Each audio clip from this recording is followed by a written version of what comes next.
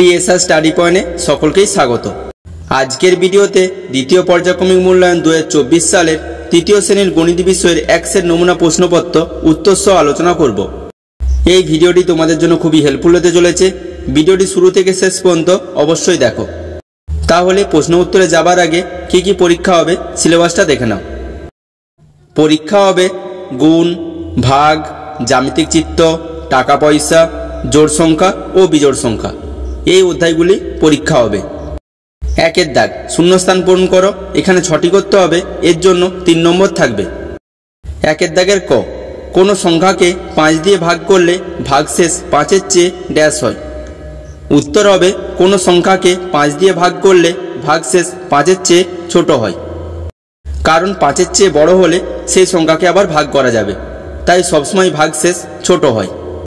পরের প্রশ্ন খ, ত্রিভুজের বাহুর সংখ্যা ড্যাশটি। উত্তর হবে ত্রিভুজের বাহুর সংখ্যা 3টি। পরের প্রশ্ন 16টি সমান ড্যাশ জোড়া। উত্তর হবে 16টি সমান 8 জোড়া, কেননা 1 জোড়া সমান 2টি, তাই 16টি সমান 8 জোড়া। পরের প্রশ্ন জোড় সংখ্যা যুক্ত বিজোড় সংখ্যা সমান ড্যাশ। উত্তর হবে জোড় সংখ্যা যুক্ত বিজোড় সংখ্যা সমান বিজোড় সংখ্যা। পরের প্রশ্ন 12 থেকে 3 বিয়োগ করা যায় ড্যাশ বার। উত্তর হবে 12 থেকে 3 বিয়োগ করা যায় 4 বার। পরের প্রশ্ন বিজোড় সংখ্যা পাওয়া যায় জোড় সংখ্যার সঙ্গে ড্যাশ বিয়োগ করলে। উত্তর হবে বিজোড় সংখ্যা পাওয়া যায় জোড় সংখ্যার সঙ্গে বিজোড় সংখ্যা বিয়োগ করলে। 2-এর দাগ সঠিক উত্তরটি বেছে নিয়ে লেখো। এখানে 5টি করতে হবে, প্রতি প্রশ্নের মান 1 করে। 2-এর দাগের ক, 3 দ্বারা বিভাজ্য সংখ্যাটি হল 211, 251, 150। সঠিক উত্তরটি হবে 3 দ্বারা বিভাজ্য সংখ্যাটি হল 150। দেখো এখানে 3টা সংখ্যার মধ্যে একমাত্র 150কেই 3 দিয়ে ভাগ করা যায়, আর বাকি দুটোকে ভাগ করা যায় না, তাই উত্তর হবে 150। পরের প্রশ্ন বর্গক্ষেত্রের বাহুর সংখ্যা 2টি, 6টি, 4টি। সঠিক উত্তরটি হবে বর্গক্ষেত্রের বাহুর সংখ্যা 4টি। পরের প্রশ্ন 50 টাকাতে 5 টাকার কয়েন আছে 5টি, 10টি, 8টি।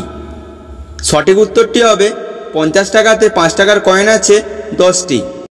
পরের প্রশ্ন একটি মাকড়সার 6টি, 4টি, 8টি পা আছে। সঠিক উত্তরটি হবে একটি মাকড়সার 8টি পা আছে।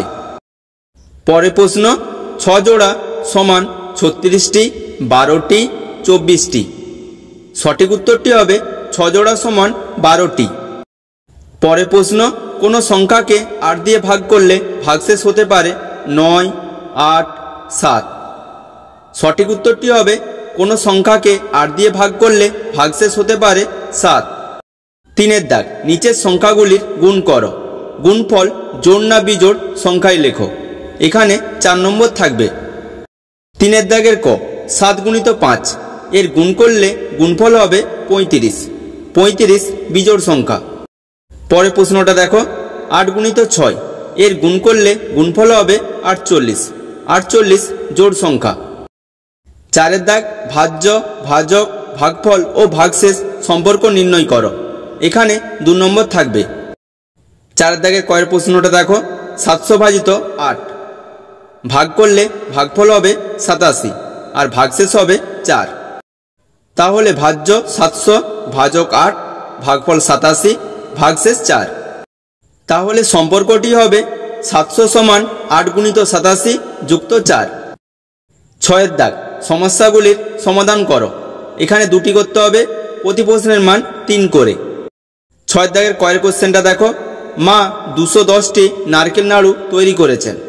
তোমাকে 2টি জারে সমান ভাগে ভাগ করে রাখতে বললেন, তাহলে একটি জারে কটি নাড়ু রাখবে? সমাধানটা দেখো। এই অঙ্কটি ভাগ করতে হবে। 2 দিয়ে 210কে ভাগ করতে হবে। 2 দিয়ে 210কে ভাগ করলে উত্তর হবে 105। তাহলে একটি জারে 105টি নাড়ু রাখব। পরের প্রশ্নটা দেখো খ, একটি গাছে 211টি টগর ফুল ফুটেছে। প্রতি গাছে সমসংখ্যক ফুল ফুটে থাকলে ওই রকম 3টি গাছে কতগুলি টগর ফুল ফুটেছে? সমাধানটা দেখো। একটি গাছে টগর ফুল ফুটেছে 211টি, তাহলে 3টি গাছে টগর ফুল ফুটেছে 211 গুণিত 3 সমান 633টি। তাহলে উত্তর হবে 3টি গাছে 633টি টগর ফুল ফুটেছে।